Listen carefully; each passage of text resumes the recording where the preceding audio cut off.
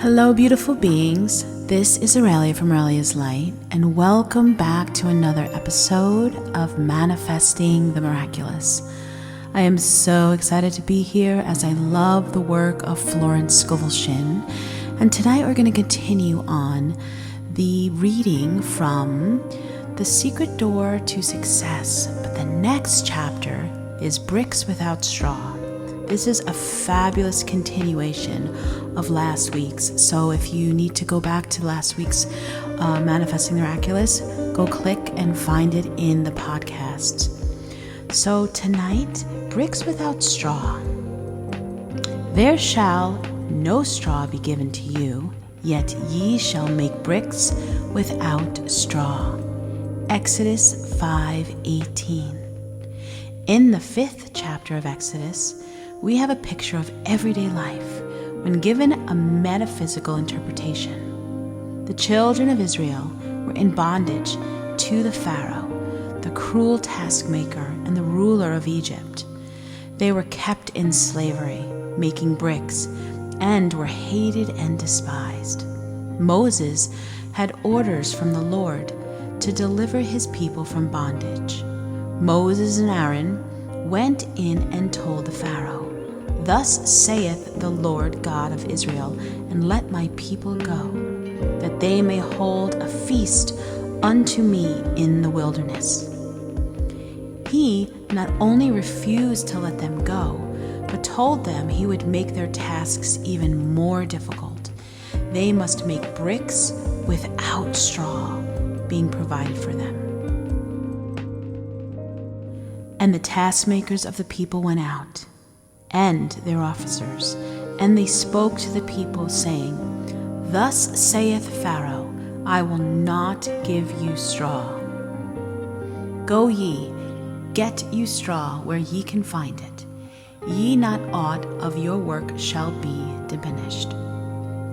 It was impossible to make bricks without straw. The children of Israel were completely crushed by the Pharaoh. They were beaten for not producing the bricks. Then came the message from Jehovah. "Go therefore now and work, for there shall no straw be given you, yet shall ye deliver the tale number of bricks." Working with spiritual law, they could not make bricks without straw, which means to accomplish the seemingly impossible. How often in life people are confronted with this situation. Agnes M. Lawson, in her Hint to Bible Students, says, "The life in Egypt under foreign oppression is the symbol of man under the hard taskmakers of destructive thinking. Pride, fear, resentment, ill will, all of these represent destructive thinking. The deliverance under Moses is the freedom man gains from the taskmasters as he learns the law of life. For we can never come under grace except we first know the law. The law must be known in order to be fulfilled." In the 111th Psalm, we read in the final verse, "The fear of the Lord," which means the law, "is the beginning of wisdom. A good understanding have all they that do his commandments. His praise endureth forever." Now, if we read the word Lord as law, it will give us the key to the statement. The fear of the law, the karmic law, is the beginning of wisdom, not the fear of the Lord.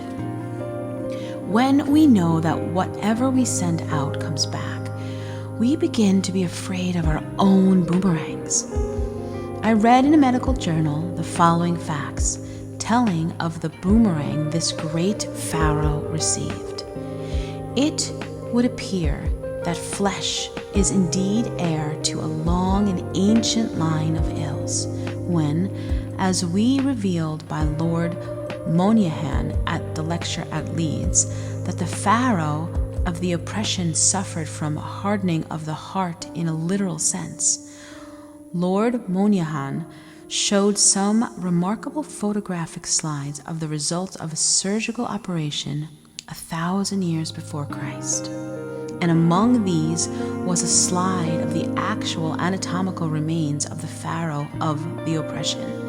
The large vessel springing from his heart was in such a well-preserved state as to enable sections of it to be made and compared with those made recently from the lantern slide. It was impossible to distinguish between the ancient and the modern vessel. Both hearts had been attacked by atheroma, a condition in which calcium salts are deposited in the walls of the vessel, making it rigid and inelastic. Inadequate expanse to the stream of blood from the heart caused the vessel to give away, which this condition went the mental changes that occur with a rigid arterial system. A narrowness of outlook, restriction and dread of enterprise, a literal hardening of the heart. So Pharaoh's hardening of his heart, it was the hardening of all hearts, his own heart. This is as true today as it was several thousand years ago. We are all coming out of the land of Egypt, out of the house of bondage. Your doubts, your fears keep you in slavery. When you face a situation which seems hopeless, what can you do? It is a case of making bricks without straw. But remember the words of Jehovah, "Go therefore now and work, for there shall no straw be given to you, yet shall ye deliver the tale," the number, "of bricks. You shall make bricks without straw." God makes a way where there is no way. I was told the story of a woman who needed money for her rent. It was necessary to have it at once. She knew of no channel. She had exhausted every avenue.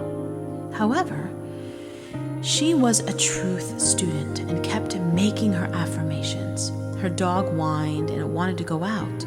So she put on his leash and walked down the street in the accustomed direction. However, the dog pulled at his leash and wanted to go in the other direction.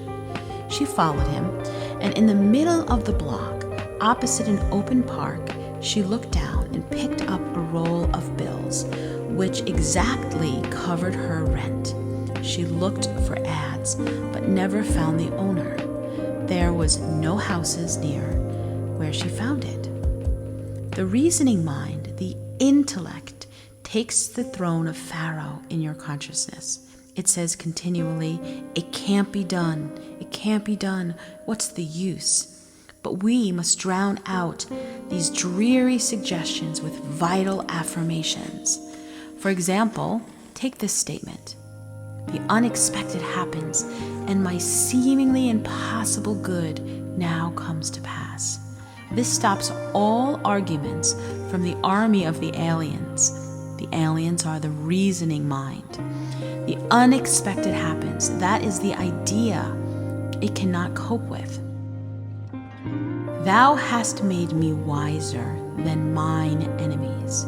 Your enemy thoughts, which are your doubts and your fears and your apprehensions. Think of the joy of being truly free forever from the Pharaoh of oppression, to have the idea of security, to have the idea of health and happiness and abundance established in the subconscious. It would mean a life free of all limitation. It would be the kingdom which Jesus Christ spoke of, where all things are automatically added onto us. I say automatically added onto us because all life is vibration. And when we vibrate to success and happiness and abundance, the things which symbolize those states of consciousness will attach themselves to us. Feeling rich and feeling successful, and suddenly you receive a large check or a beautiful gift. I tell the story showing the work of this law. I went to a party once where people were playing games, and whoever won received a gift. The prize was a beautiful fan. Among those present was a very rich woman. She had everything, and her name was Clara.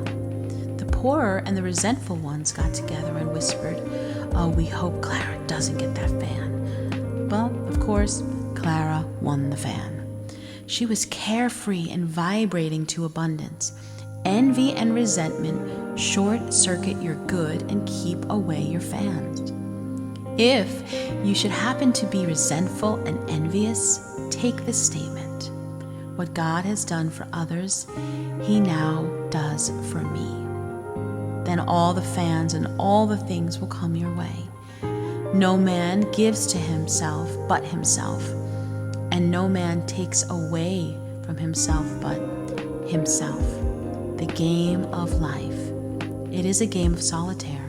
As you change, all conditions will change. Now, let's go back to the Pharaoh and the oppressor. No one loves an oppressor. I remember a friend I had many years ago. Her name was Letty, and her father had plenty of money and supplied her mother and herself with food and clothes, but no luxuries. We went to art school together, and all the students would buy reproductions of the Winged Victory, of the Whistler's Mother, or something to bring art into their homes. My friend's father called all of these things just plunder. He would say, "Don't bring home any plunder." So she lives in a colorless life without a Winged Victory on her bureau or Whistler's Mother on the wall. He would say very often to my friend and her mother, "When I die, you both will be well off." One day, someone said to Letty, "When are you going abroad? All the arts students went abroad." She replied cheerfully, "Not until Papa dies." So people always look forward to being free from lack and oppression. Let us now free ourselves from the tyrants of negative thinking.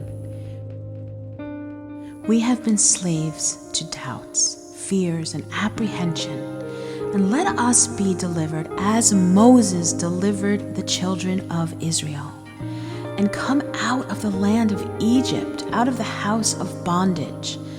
Find the thought which is your great oppressor. Find the kingpin.